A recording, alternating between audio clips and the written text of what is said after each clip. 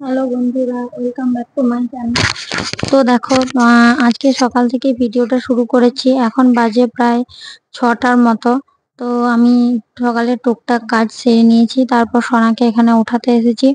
তো ওর ঘুমে চোখ ঢুলঢুল করছে, আমারও সেই অবস্থা। কেননা কালকে অনেক রাত্রে শোয়া হয়েছিল, প্রায় দিনই হয় বলি না, জানো তো। এখন আর সকালে উঠতে খুবই কষ্ট হয়। তো কিছু করার নেই, কারণ ওর টিউশন থাকে, আমারও কাজ থাকে, উঠতে তো হবেই সকালবেলা, তাই না? তো বিছানার অবস্থাটা দেখো একবার কিরকম হয়ে আছে।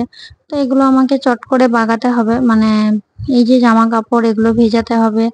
আর দেখো, বলতে বলতে সবকিছু একদিকে ওসব করে নিয়ে আর এদিকে রান্না বসিয়ে দিয়েছি টুক করে।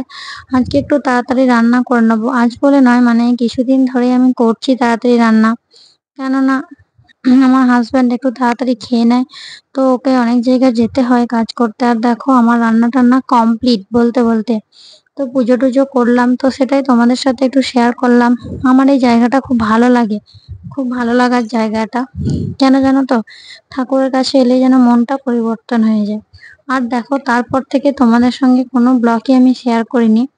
এটা হচ্ছে, আমরা এসেছি সোনামুখী। তো আজকে অনেক দিন পর আমরা তিনজনে বেরিয়েছি। তিনজনে না, আমার ভাগনা ছিল, ভাগনা এসেছিল, ওকেও সাথে নিয়েছি। আমরা এসেছি হচ্ছে সোনামুখীতে।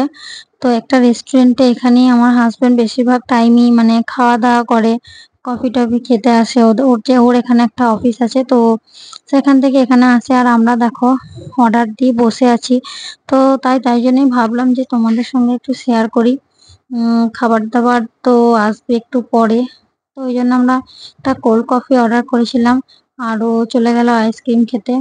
আর দেখো, জায়গাটা কত পরিষ্কার পরিচ্ছন্ন। এইসব জায়গায় ঢুকলে না, নিজের মনটাও খুব ভারী সুন্দর লাগে।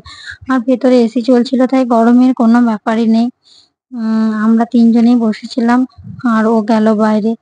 তো লোকজনের ভিড় মোটামুটি আমরা থাকতে থাকতে অনেকটাই হয়ে গেছিল। তো দেখো, খাওয়া দাওয়া করে এবার চলে যাব আমি, মানে খাওয়ার টাইমটাই ঠিকঠাক তোমাদেরকে দেখাতে পারলাম না খাওয়াটা। মানে কি কি দিয়েছিলাম। তো কোল্ড কফিও খেয়েছিলাম। তারপর দেখো, বাইরে বেরিয়ে এসে ওরা এক জায়গায় দাঁড়িয়েছিল, আর আমরা এদিকে ঘোরাফেরা করছিলাম। আজকের মতো ব্লগটা এখানেই শেষ করলাম।